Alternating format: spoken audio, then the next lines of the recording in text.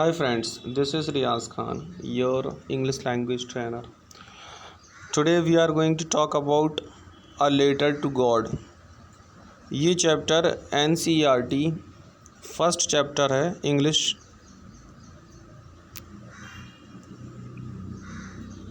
A Letter to God यानी ईश्वर के नाम एक खत। बिफोर यू रीड, आपके पढ़ने से पहले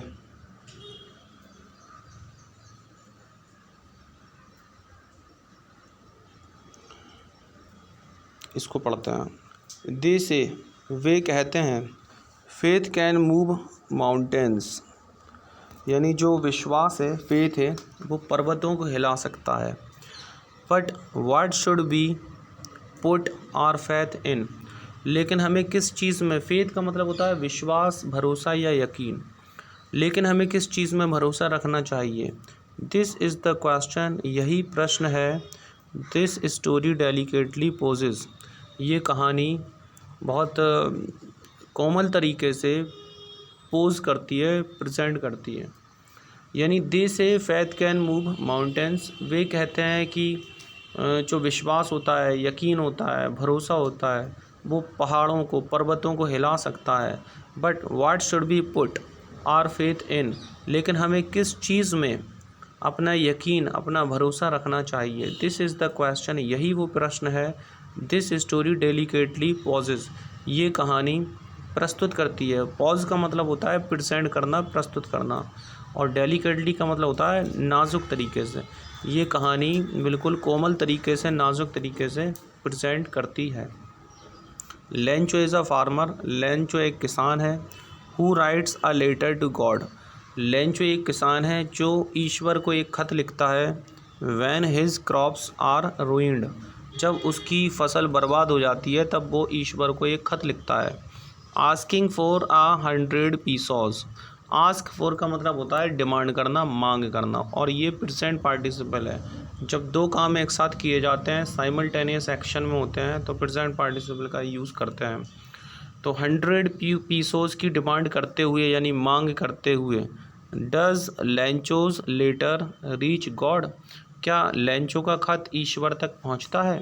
does God send him the money, क्या ईश्वर उसको वो पैसा भेजता है। थिंक, सोचो।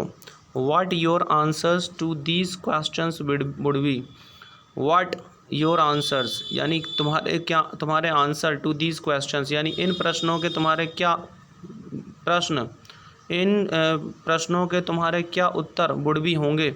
सोचो इस बात को। एंड गेस, गेस का मतलब होता है अंदाज़ा लगाना। हाउ द स्टोरी कंटिन्यूज़, और इस बात का अंदाज़ा लगाओ कि किस प्रकार, कैसे ये कहानी जो है, स्टोरी है, वो कंटिन्यू करती है, जारी रहती है। Before you begin to read it, तुम्हारे इसको पढ़ने से पहले। एक बार फिर से समझते हैं यहाँ से यहाँ तक।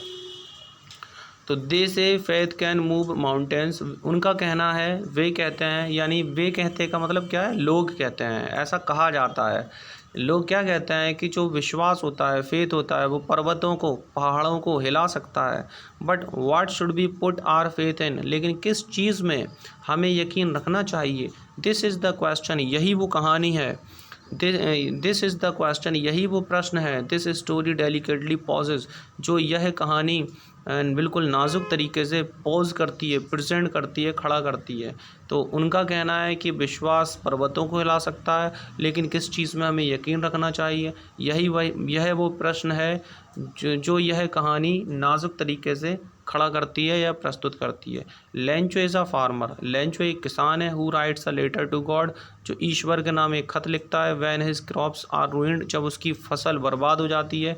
आस्किंग फॉर मतलब डिमांड करते हुए, मांग करते हुए। 100 पीसोस यानी 100 पीसोस की, पीसोस का मतलब होता है रुपए, और इंडिया में रुपी बोलते हैं, लेकिन दूसरी कंट्रीज़ में जिस कंट्री के बारे में बात हो रही है वहाँ पर पैसे को पीसोस बोलते हैं। तो 100 पीसोस की, 100 रुपए की, मतलब 100 पीसोस करेंसी है, मुद्रा है, उसकी मांग करते हुए। Does Lencho's letter reach God, क्या लेंचो का खत ईश्वर तक पहुँचता है। Does God send him the money, क्या ईश्वर उसको वो पैसा भेज देता है। देखो सारे ज़्यादातर सेंटेंस प्रेजेंट इंडेफिनिट में हो रहे हैं। थिंक, सोचो, ये इम्परेटिव सेंटेंस है। What your answers to these questions would be, क्या होंगे तुम्हारे प्रश्न, टू दीज क्वेश्चंस यानी इन प्रश्नों के क्या जवाब होंगे तुम्हारे, वुड बी का मतलब होंगे, और टू दीज क्वेश्चंस यानी इन प्रश्नों के, योर आंसर्स मतलब तुम्हारे प्रश्न, व्हाट मतलब क्या, यानी सोचो तुम्हारा क्या जवाब होगा इन प्रश्नों का, इन प्रश्नों के प्रति तुम्हारा क्या जवाब होगा, वुड भी मतलब होगा, एंड गेस और अंदाज़ा लगाओ हाउ द स्टोरी कंटिन्यूज़ कि किस प्रकार ये कहानी जारी रहती है, कंटिन्यू रहती है, before you begin to read तुम्हारे इसको पढ़ने से पहले। आगे बढ़ते हैं।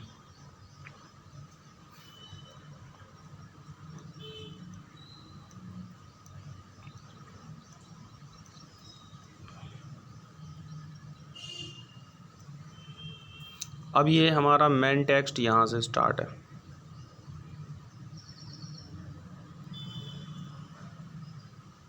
द हाउस यानी घर, the only one in the entire valley, the only one, the only जहाँ पर भी लग जाता है फिर उसका ओनली का मतलब तो सिर्फ होता है, लेकिन ओनली से पहले जब द लग जाता है तो उसका मतलब होता है एकमात्र। द हाउस, फिर द ओनली वन यानी एकमात्र, इन द एंटायर, एंटायर का मतलब होता है संपूर्ण, वैली का मतलब घाटी यानी संपूर्ण घाटी में एकमात्र, द ओनली वन का मतलब एकमात्र, द हाउस का मतलब घर, द हाउस मतलब घर, एकमात्र, इन द एंटायर वैली यानी संपूर्ण घाटी में, यानी घर के बारे में एडिशनल इन्फॉर्मेशन दी जा रही है, अतिरिक्त जानकारी कि घर कौन सा घर, वो घर जो संपूर्ण घाटी यानी पूरी घाटी में सिर्फ एकमात्र, द हाउस। अब ये जो द हाउस है ये द हाउस सब्जेक्ट हो गया और इसकी ये वर्ब हो गई सेट। सेट का मतलब होता है सिचुएट होना यानी टू बी सिचुएटेड यानी स्थित होना, लोकेटेड होना, ठीक है। तो सबसे पहले ये जो द हाउस लिखा है इसकी एडिशनल इन्फॉर्मेशन, अतिरिक्त जानकारी, एक्स्ट्रा इन्फॉर्मेशन दी जा रही कि ये जो हाउस है द ओनली वन यानी एकमात्र हाउस है, इन द एंटायर वैली यानी कोई एक घाटी है, उस पूरी घाटी में एकमात्र घर। अब इसकी एक्स्ट्रा इन्फॉर्मेशन हो गई। अब द हाउस की जो वर्ब है वो है सेट, ठीक है।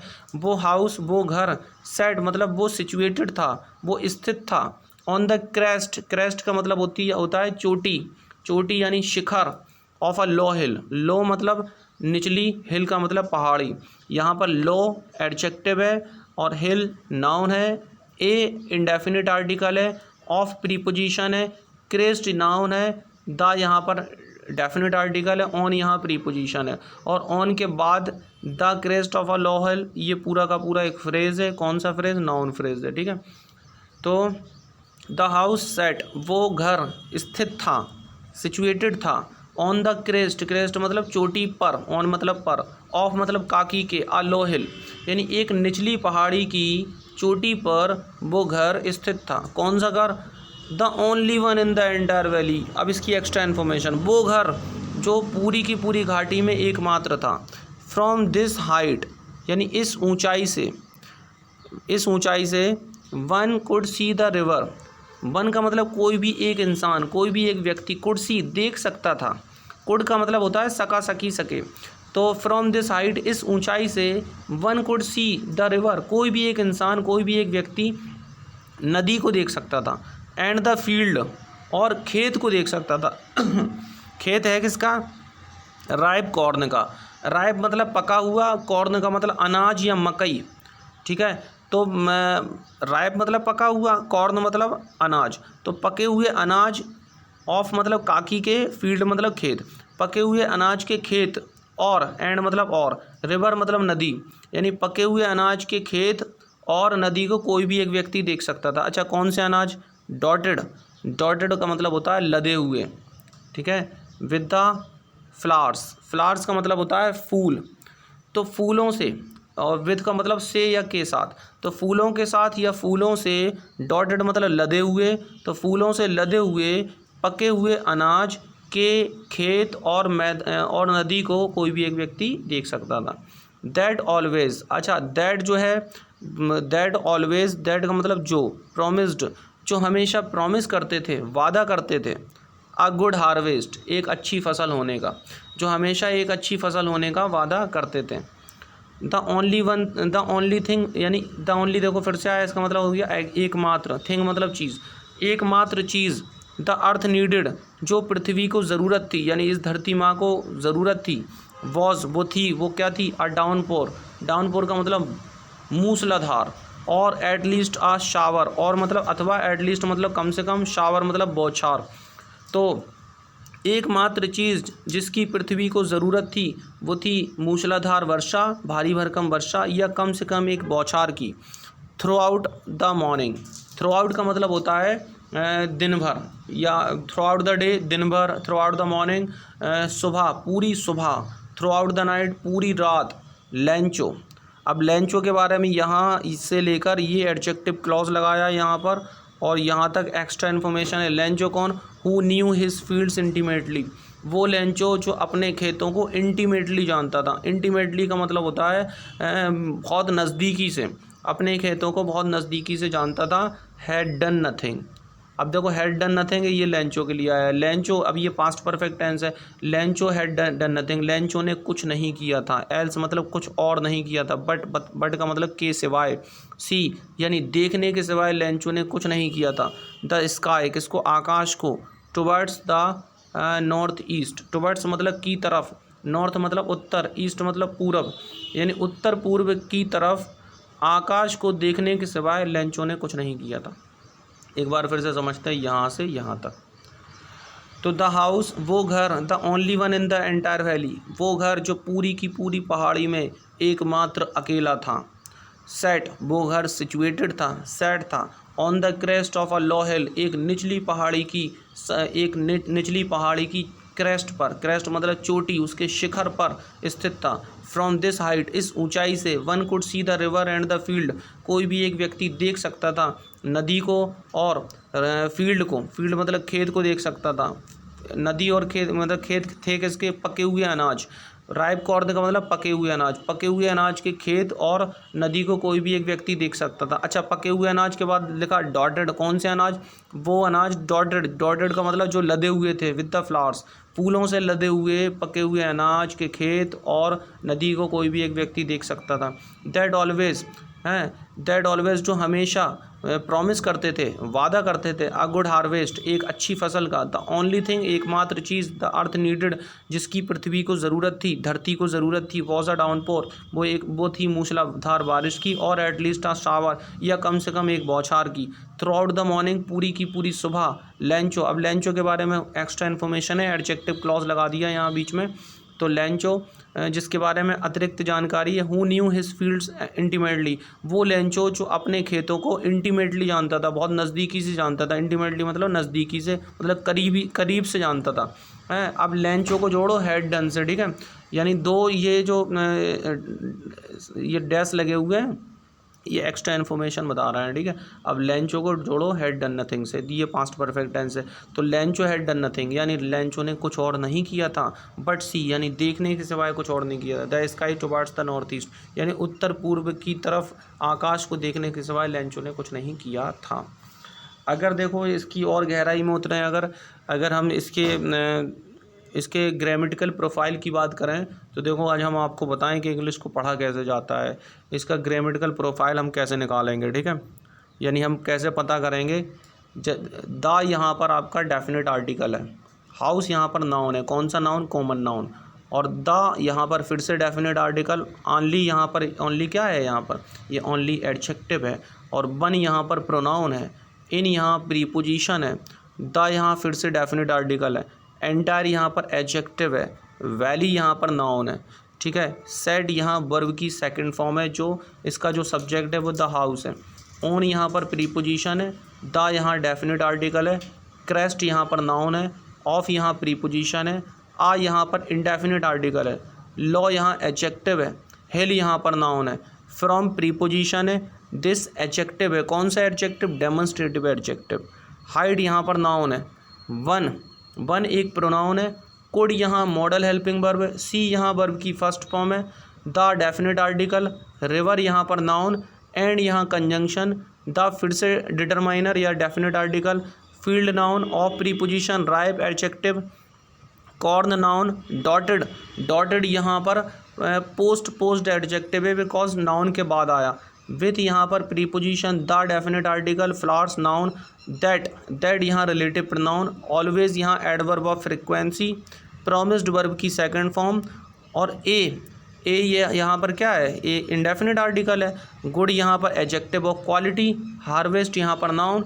तो अब जे प्रोमिस्ड के बाद आ गुड हार्वेस्ट है, तो ये आ गुड हार्वेस्ट ये पूरा का पूरा ऑब्जेक्ट हो गया किसका, प्रोमिस्ड का। और प्रोमिस्ड यहाँ पर कौन सी वर्ब है, ट्रांजिटिव वर्ब है। The definite article, only adjective, thing यहाँ पर नाउन, द फिर से डिटरमाइनर, अर्थ यहाँ पर नाउन, नीडेड वर्ब की सेकंड फॉर्म और इसका सब्जेक्ट अर्थ हो गया। और वॉज जो है वो आपकी लिंकिंग वर्ब हो गई। आ यहाँ पर इंडेफिनेट आर्टिकल, डाउनपोर यहाँ पर नाउन हो गया। और यहाँ कंजंक्शन, एट लीस्ट ये पूरा फ्रेज है आपका, ठीक है। आ फिर से इंडेफिनेट आर्टिकल, शावर नाउन हो गया। थ्रू आउट द मॉर्निंग ये पूरा का पूरा एक फ्रेज बना रहा है। लंच सब्जेक्ट हो गया यानी नाउन हो गया। और हु फिर से रिलेटिव प्रोनाउन लगाया और इससे बनने वाला जो क्लॉज है यहाँ तक वो एडजेक्टिव क्लॉज है। न्यू वर्ब की सेकंड फॉर्म है। हिज यहाँ पर possessive adjective, fields noun, intimately ये एडवर्ब ऑफ मैनर है आपका। और फिर हु का जो वर्ब है हु की वो हैड डन है और पास्ट परफेक्ट टेंस है, ये वर्ब हो गई।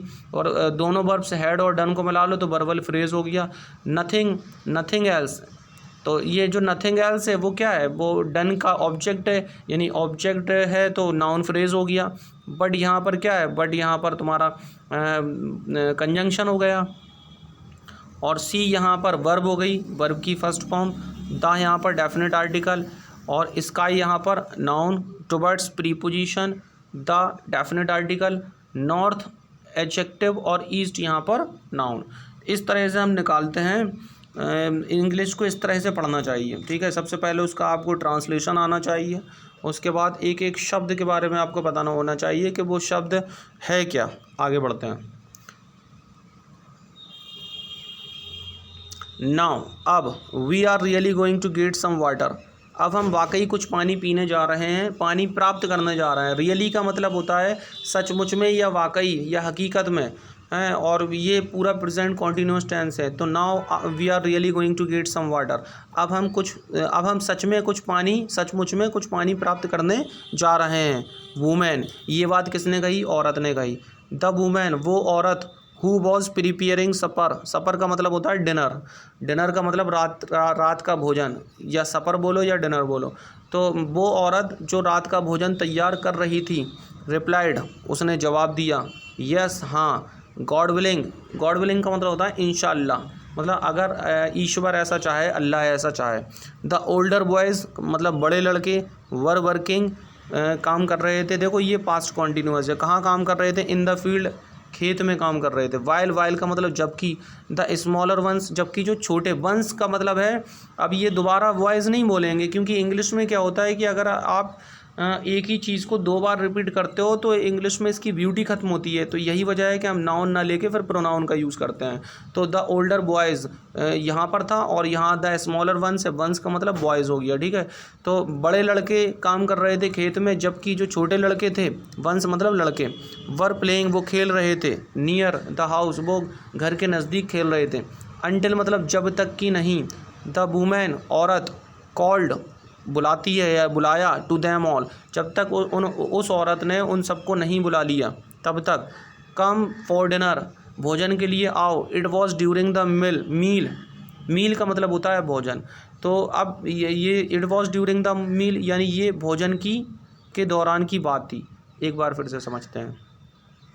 Now we are really going to get some water, women औरत कहती है अब हमें सचमुच में कुछ पानी प्राप्त होने जा रहा है। द वुमेन वो औरत, हु वॉज प्रिपेयरिंग सपर वो औरत जो रात का भोजन, रात का खाना तैयार कर रही थी, रिप्लाइड उसने जवाब दिया, यस हाँ, गॉड विलिंग मतलब भगवान की कृपा हो, ईश्वर की कृपा हो, इंशाअल्लाह। The older boys were working in the field बड़े लड़के, ओल्डर बॉयज़ मतलब जो बड़ी उम्र के जो लड़के थे वो खेत में काम कर रहे थे, जबकि जो स्मॉलर वंस थे, जो छोटे लड़के थे वो खेल रहे थे घर के नज़दीक, जब तक कि उस औरत ने उन सबको बुला नहीं लिया तब तक। कम फॉर डिनर, डिनर के लिए आओ, it was during the meal और ये भोजन के दौरान, उसी दरमियान बात थी। दैट मतलब कि, जस्ट एज का मतलब जैसे ही, जैसे ही।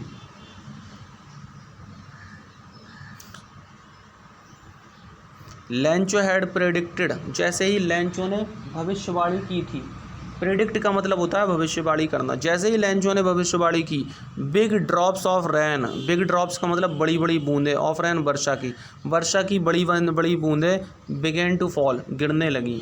जैसे ही लेंचो ने भविष्यवाणी की वैसे ही वर्षा की बड़ी बड़ी बूंदें गिरने लगी। इन द नॉर्थ ईस्ट यानी उत्तर पूर्व में, ह्यूज माउंटेन्स ऑफ क्लाउड्स यानी बादलों के बड़े बड़े पर्वत, बादलों के विशाल पर्वत, कुड बी सीन देखे जा सके, अप्रोचिंग नज़दीक आते हुए देखे जा सके। द एयर वॉज फ्रेश हवा ताज़ी थी, एंड स्वीट और मधुर थी, मीठी थी। The man went out, the man का मतलब लेंचो वेंट आउट मतलब बाहर चला गया। फॉर नो अदर रीज़न किसी अन्य कारण से नहीं। देन अपेक्षाकृत यानी की तुलना में, किसके, to have the pleasure of feeling the rain on his body.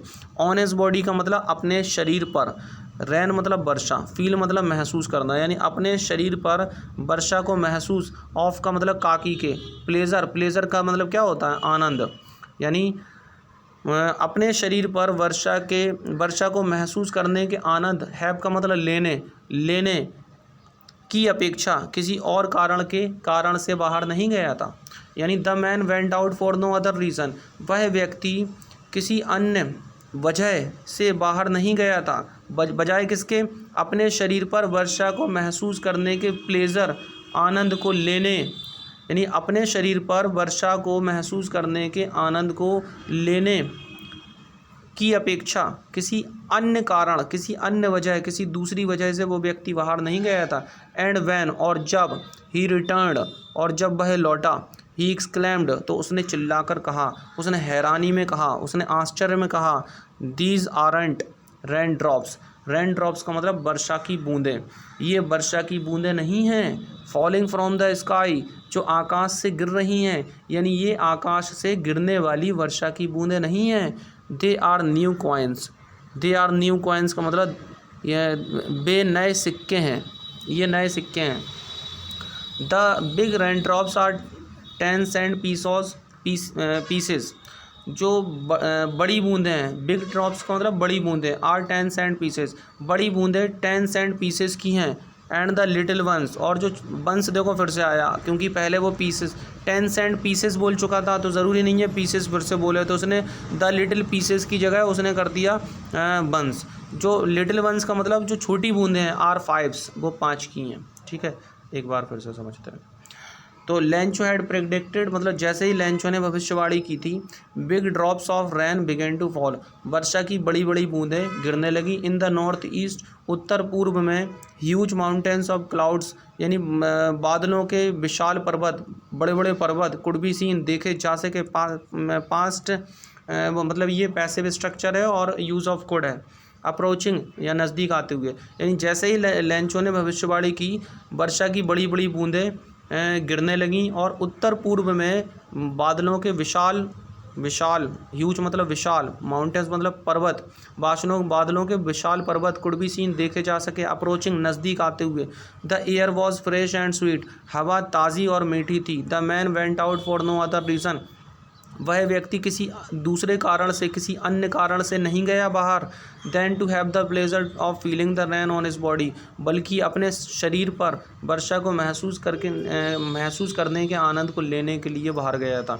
And when he return और जब वो लौटा, ही एक्सक्लेम्ड उसने हैरानी में कहा, these aren't rain drops falling from the sky, ये आकाश से गिरने वाली वर्षा की बूंदें नहीं हैं। दे आर न्यू कॉइन्स, वे नए सिक्के हैं। The big drops are 10 cent pieces, जो बड़ी बूंदें हैं वो 10 सेंट पीसेस की हैं। And the little ones are 5, और जो छोटी बूंदें हैं वो 5 पीसेस की हैं। आगे बढ़ते हैं। With a satisfied expression, satisfied मतलब संतुष्ट, एक्सप्रेशन मतलब हाव भाव, संतुष्ट हाव भाव के साथ। ही रिगार्ड मतलब समझना, पास्ट इंडेफिनिट सेकंड फॉर्म, वो समझता था, क्या समझता था, the field of ripe corn, ripe मतलब पका हुआ, कॉर्न मतलब मकई या अनाज, तो पके हुए अनाज के खेत को वो समझता था। क्या समझता था, अच्छा पका हुआ अनाज था किसके साथ, विथ इट्स फ्लावर्स, यानी अपने फूलों के साथ, अपने फूलों सहित पके हुए अनाज के खेत को वो समझता था। क्या समझता था, ड्रैप्ड मतलब लिपटा हुआ समझता था। इन अ कर्टेन ऑफ रेन, कर्टेन मतलब पर्दा, रेन मतलब वर्षा, बारिश। तो बारिश के पर्दे में, वर्षा के पर्दे में लिपटा हुआ समझता था। यानी एक संतुष्ट हाव भाव के साथ ही regarded the field of ripe corn with its flowers, यानी अपने फूलों सहित पके हुए अनाज के खेत को वो समझता था। क्या समझता था? खेत के अनाज को वो समझता था, लिपटा हुआ समझता था। इन अ कर्टेन ऑफ रेन, यानी वर्षा के पर्दे में लिपटा हुआ समझता था। बट सडनली, लेकिन अचानक, a strong wind began to blow, लेकिन अचानक एक प्रचंड हवा, एक तीव्र हवा, बिगेन टू ब्लो, चलने लगी। अगर हम बिगेन टू यूज़ करते हैं तो उसका मतलब ऐसा होने लगा, जैसे आई बिगेन टू डू, मैं करने लगा, यू बिगेन टू गो, तुम जाने लगे, ही बिगेन टू स्पीक, वो बोलने लगा। तो बट सडनली, लेकिन अचानक, a strong wind began to blow, एक प्रचंड हवा, बहुत तीव्र तेज हवा, बिगेन टू ब्लो यानी चलने लगी। एंड अलोंग विथ का मतलब होता है के साथ, द रैन, और अलोंग विद द रैन यानी वर्षा के साथ साथ very large hailstones began to fall, और वर्षा के साथ साथ बहुत बड़े बड़े ओले गिरने लगे। These truly did resemble new silver coins. Truly का मतलब होता है सही मायने में, सचमुच में। दीज मतलब ये, डिड यहाँ पर एम्फेटिक सेंटेंस बना रहा है, ऐसा होता तो था। जैसे मैं अंग्रेज़ी बोलता तो हूँ, आई डू स्पीक इंग्लिश, तुम जाते तो हो, यू डू गो, भाई पढ़ता तो है, ही डज़ रीड। जैसे हम बोले उसने पढ़ा तो था, तो ही डिड स्टडी। तो ये पास्ट इंडेफिनिट में डिड के साथ वर्ब की फर्स्ट फॉर्म ली, तो एम्फेटिक सेंटेंस है, ठीक है। तो these truly did resemble, resemble का मतलब होता है किसी की तरह लगना या दिखना, तो और ट्रूली का मतलब सही मायने में, ये सही मायने में लगते थे। न्यू सिल्वर कॉइन्स, नए चांदी के सिक्कों की तरह लगते थे। द बॉयज़, लड़के। अच्छा, लड़कों को, लड़का जो है इसकी जो वर्ब है रैन आउट मतलब होता है बाहर भागना, लड़के बाहर भागे। To collect the frozen pearls, frozen मतलब जमे हुए, पल्स मतलब मोती, कलेक्ट मतलब इकट्ठा करना, यानी जमे हुए मोतियों को इकट्ठा करने के लिए लड़के रैन आउट, रैन मतलब भागे, आउट मतलब बाहर, तो लड़के जमे हुए मोतियों को इकट्ठा करने के लिए बाहर भागे।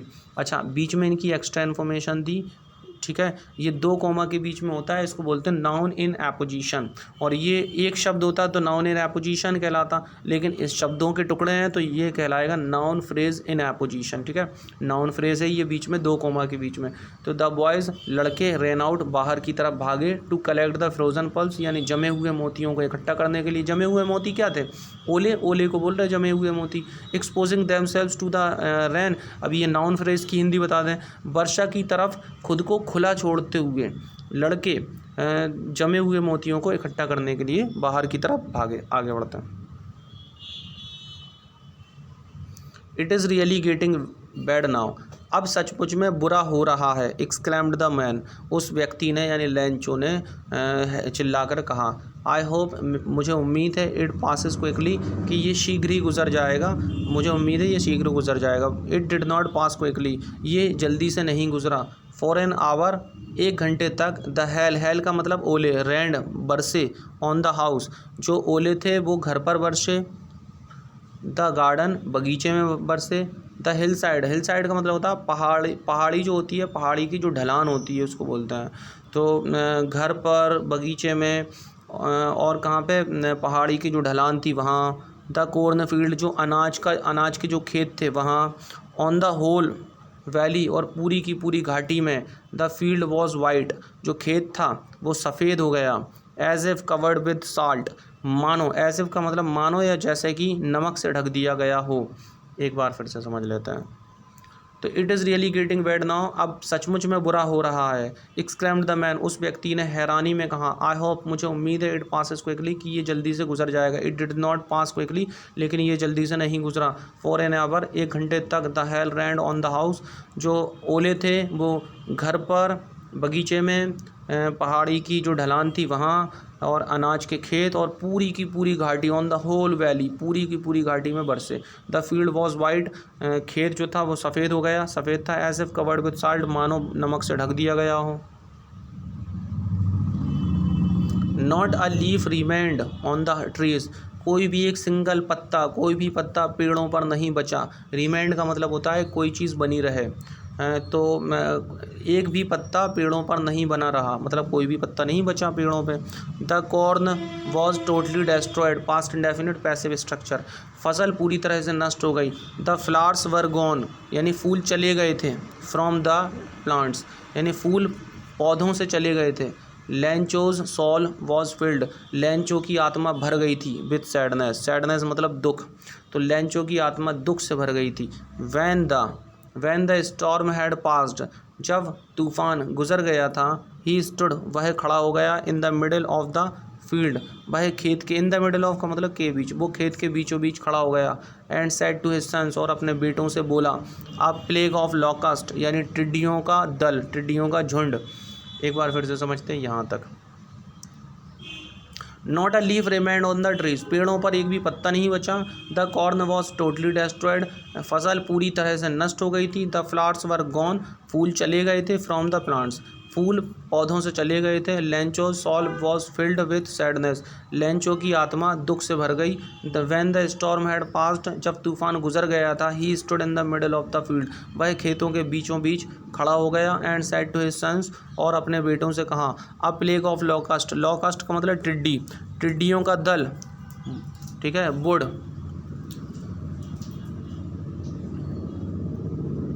अ प्लेग ऑफ लॉकस्ट का मतलब टिड्डियों का दल। Would have left more than this, कि टिड्डियों के दल ने भी इससे ज़्यादा छोड़ दिया होता।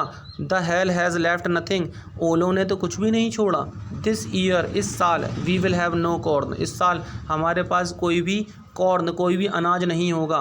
That night was a sorrowful one, देखो वन यहाँ फिर से आया, दोबारा नाइट को रिपीट करने की ज़रूरत नहीं थी। वह रात दुखदाई रात थी, दुख से भरी रात थी। ऑल अवर वर्क, हमारा पूरा का पूरा काम, हमारा सारा काम। फॉर नथिंग, यानी इसका कोई रिजल्ट नहीं निकला, कुछ नहीं निकला। देयर इज़ नो वन, ऐसा कोई नहीं है। हु कैन हेल्प अस, जो हमारी मदद कर सके। We will go hungry, go hungry का मतलब होता है भूखे मर जाना। दिस ईयर मतलब इस साल हम भूखे मर जाएंगे।